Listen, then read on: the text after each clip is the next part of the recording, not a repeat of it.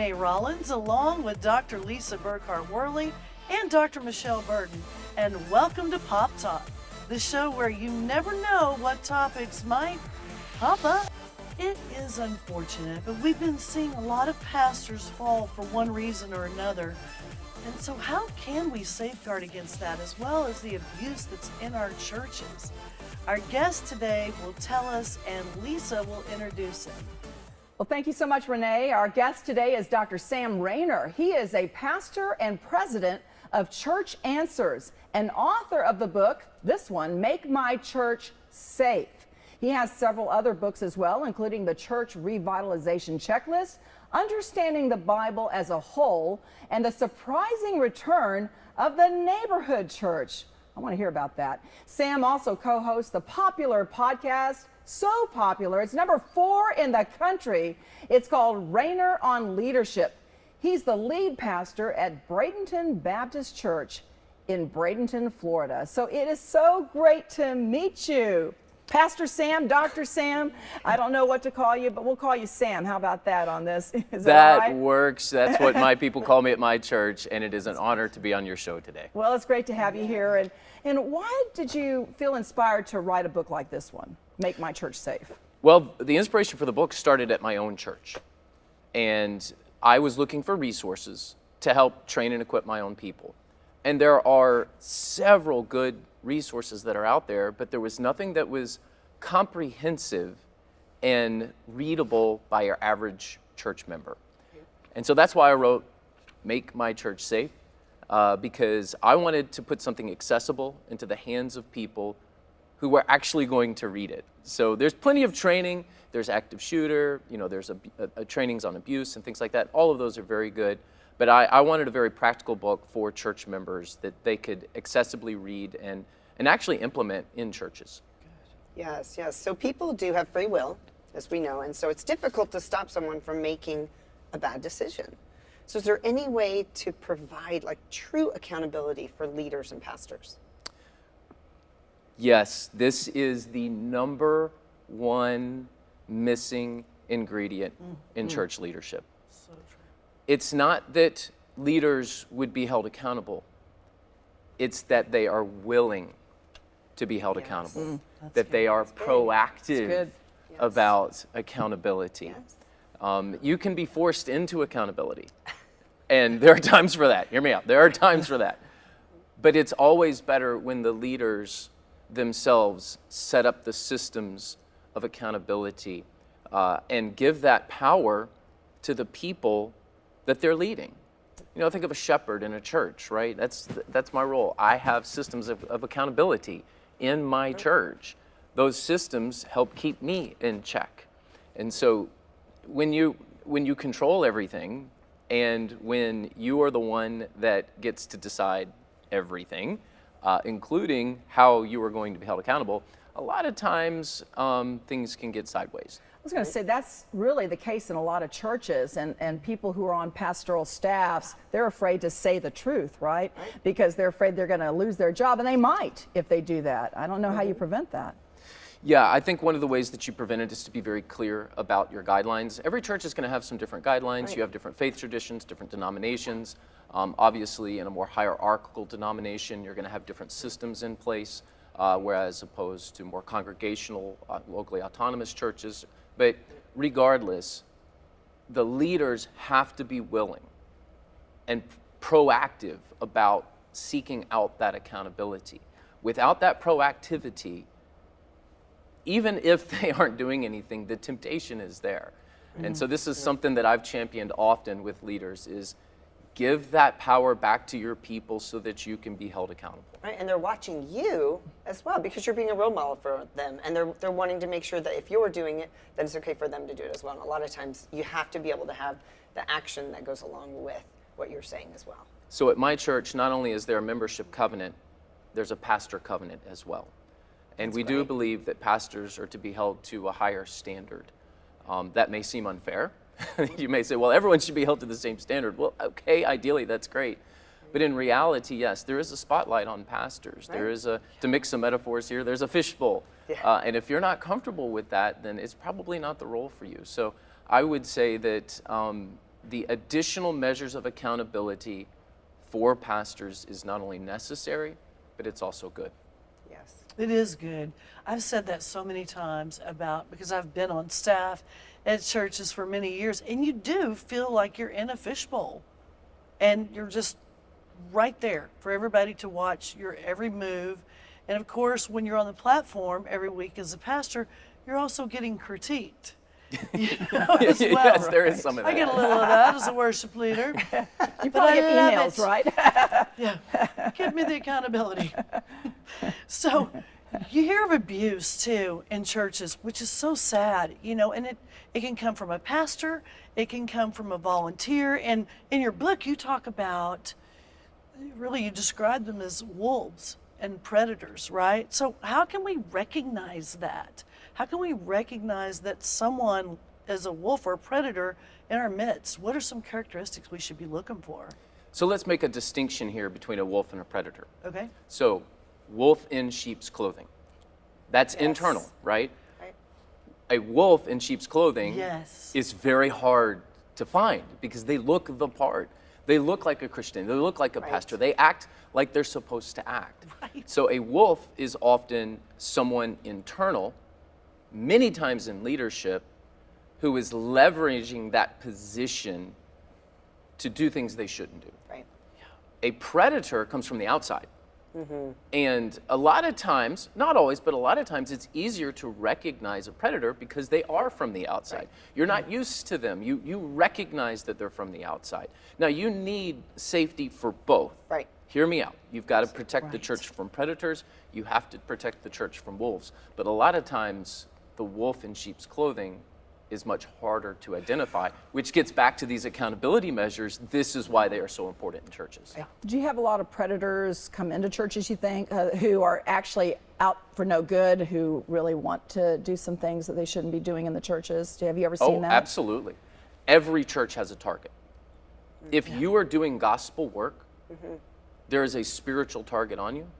If you have children in your church, there's a target on you. So we need to be very vigilant. A predator is often looking for places with lax standards where there are a lot of children, if we're talking child safety, right? Or Right. where there's just vulnerable people. So where are they going to go?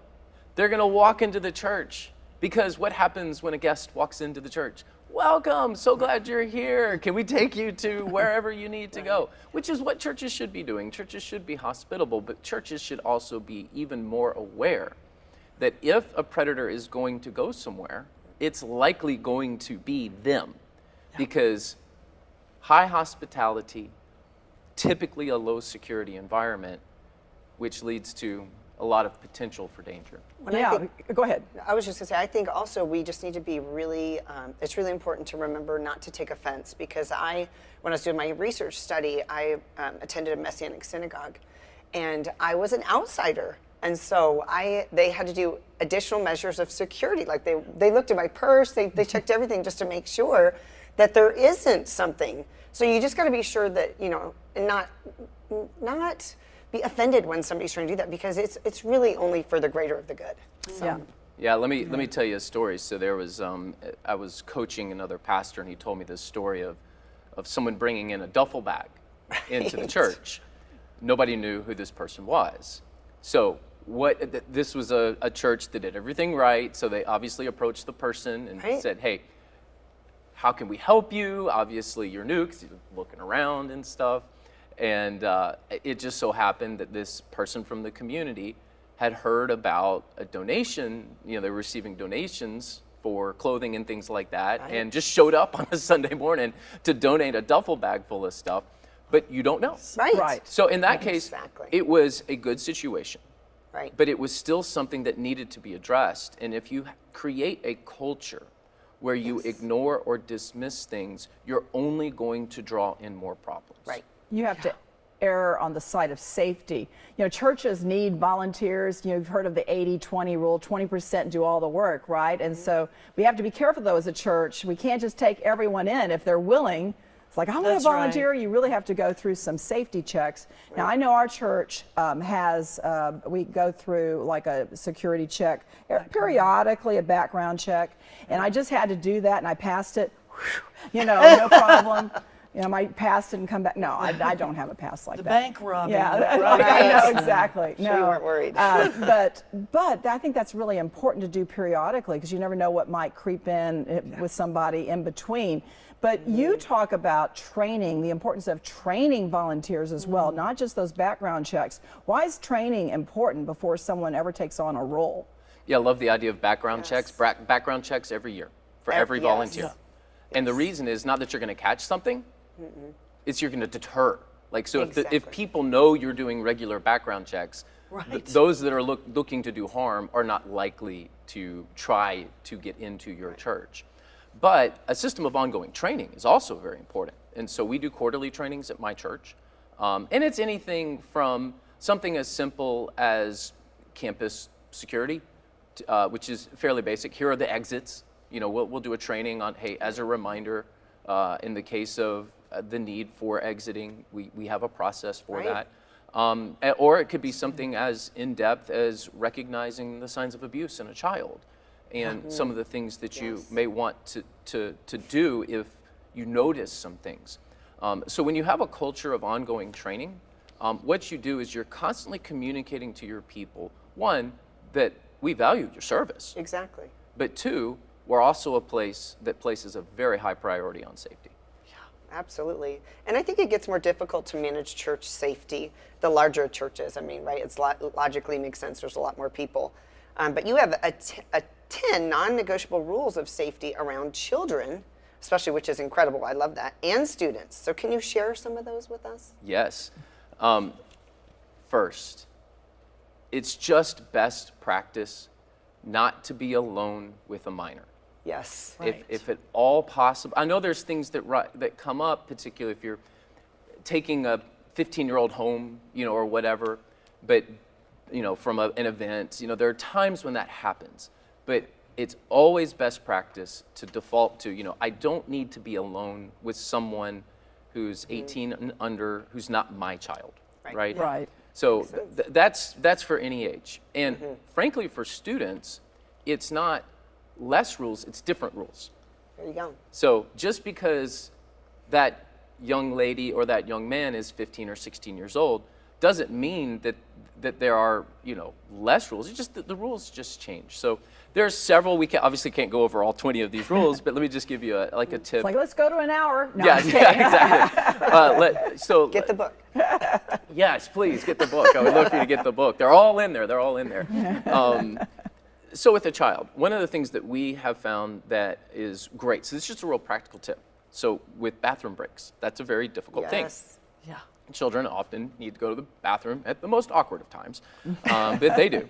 So what we do is we have dedicated child bathrooms, and we leave the doors open at all times. And when someone takes a child to the bathroom, they practice 1 foot in, 1 foot out. So the doors are always open, and when a child goes in, there is somebody who has 1 foot in the bathroom, 1 foot out of the bathroom. And what that does is that says, one, we're safe, but unless there's an emergency or something, we're not going to go in with you. So there's several reasons for that. Obviously, safety of the child, but also safety of the volunteer. Like, were you in the bathroom with this child? Right. No, I had 1 foot in, 1 foot out. Right. So you want to be able to answer questions as well that may arise. And you know, do false accusations occur? They do. They do? More rare than normal, so let's recognize that. But we want to be able to have an answer should a question arise. Right. Now, with a student, another practical tip here, never promise confidentiality. Oh, that's a good one. That's a big one. Yes. Never promise confidentiality. Like, don't tell my mom. Exactly. Right. So that 14-year-old comes to you and says, I really need to tell you something. It's big. I need to tell you something. Yeah. Now, you don't know what that something is. It could be, I've got a crush on a boy. Right. It could be something way more serious than that. Right. Yes. So what you cannot do with a young person is say, and if they say, don't tell anybody, you can't say, okay, tell me, I won't tell anyone. Right. Right. That is an inappropriate thing to do.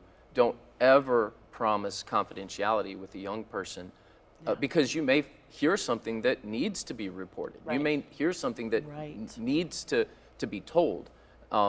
So I would just say with young people, that's a really big one, because a lot of times their minds are not formed, their souls are still growing, Right. They don't understand the gravity of what they may be going through.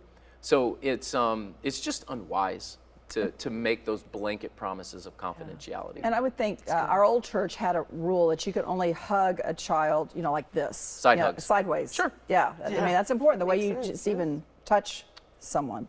Yes, I'm not anti-hug.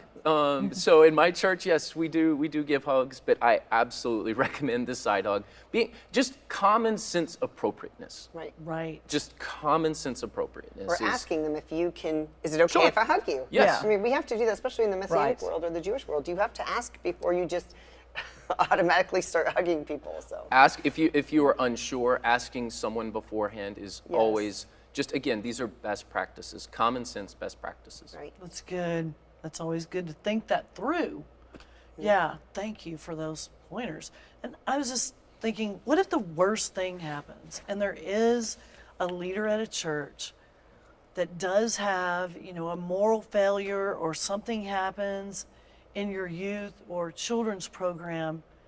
How do you move on from that? I think a lot of people want to hear the answer to this. I think it'll really minister to them. We are in an era where there seem to be more moral failings. Now, were they always there and not just and swept under the rug, and now we're just seeing more? We don't know, but whatever the reason, they're all wrong, right? We can argue about more prevalence, they're all wrong. Right. So what do you do? One, depending on what was done, always report, right? So if there is a need to share with, in Florida, where I'm from, the Department of Child and Families, please report. And I understand there's a big, there's a big debate about who's a required reporter, who's not a required. Every state has different laws. I would just say this: if you think something needs to be reported, it doesn't matter if you are a required reporter or not. Report it. So that's something we practice at my church. We've had to call Department of Child and Families on some of our own people. And that is challenging. We have a lot of foster kids in our church. And 30% of our church is 18 and under. Wow. So that it's is great. Yeah, it's a to big, the younger generation. Yeah, Wow. Yeah, it's a big deal to us. So I would just say, one, report and let the authorities handle anything if it's at that level. Now, a lot of it does depend on the level of moral offense. If someone overheard the youth pastor say a cuss word at the coffee shop, Right. probably needs a good talking to, right? He's fired. No, Yeah, sorry. I don't know. Depending on the context, I'm I just don't know kidding. that I would let that person go. Yeah. Right. But it is something that does require discipline. So Right. that's one degree of offense. There are greater degrees of offense as well. So the response is often dictated by what was done, and you want to respond appropriately. In the case of an all-out moral failure, I think dismissal of the pastor is appropriate, and then any counseling that people need in the church, I think the church should pay for that, and do everything that you can. If there are victims in the church, especially, make sure that you meet them where they are, and that you do everything you can to help with their healing. So what do you do for the whole church? Well, you start with those who are the most impacted, and then you help them. And then what that does is that sends a message to the rest of the church that, hey, we're going to do everything correctly in this situation.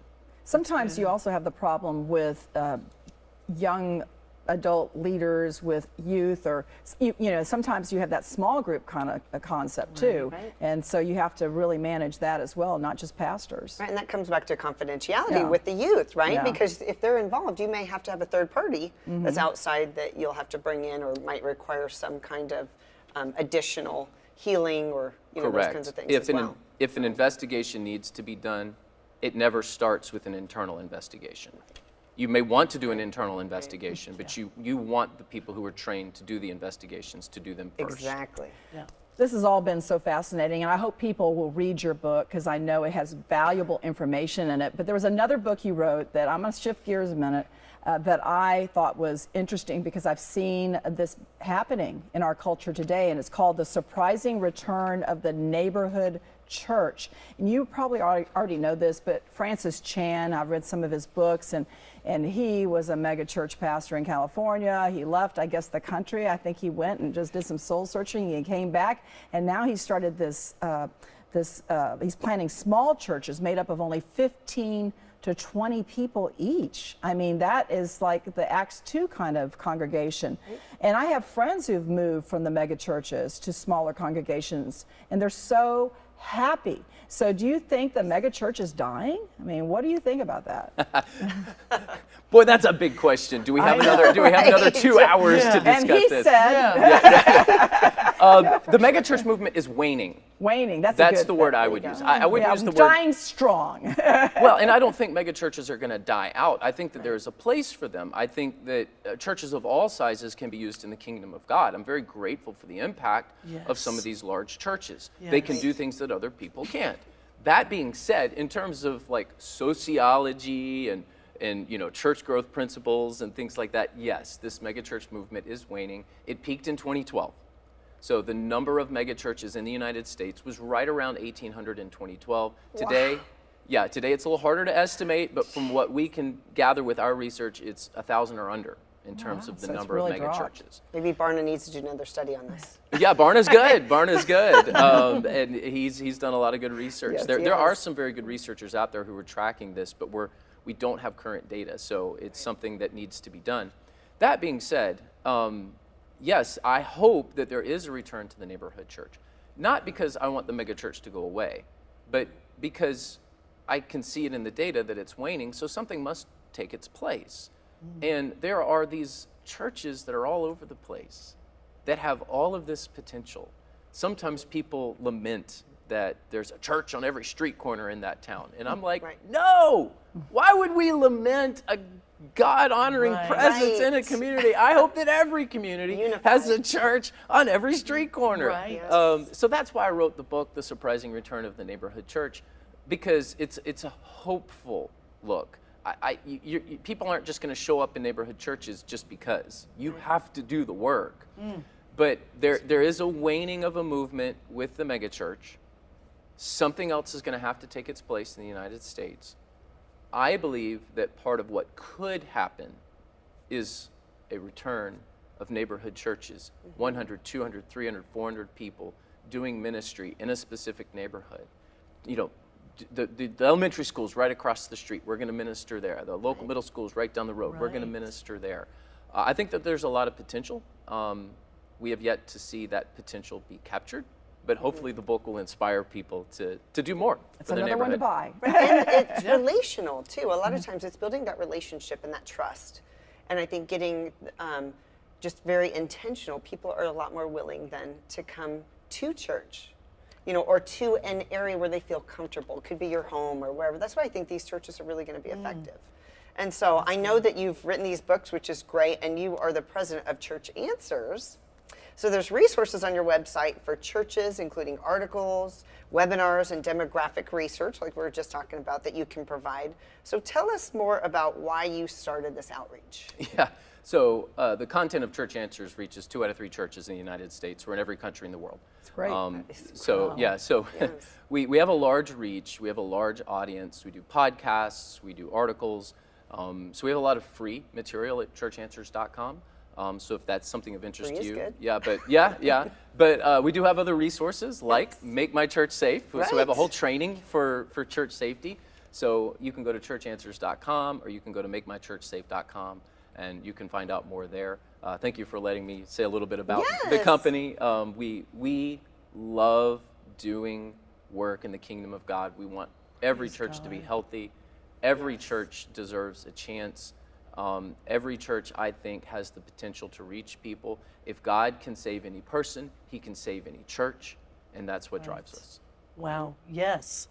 So we were talking about your podcast earlier, and it is number 4 in the world, right? Yeah, well, according to a few rankings, We love that. I mean, so it's Rainer on Leadership, right? Rainer on Leadership is the podcast. Give us just a quick snapshot of a couple of topics you're covering this week.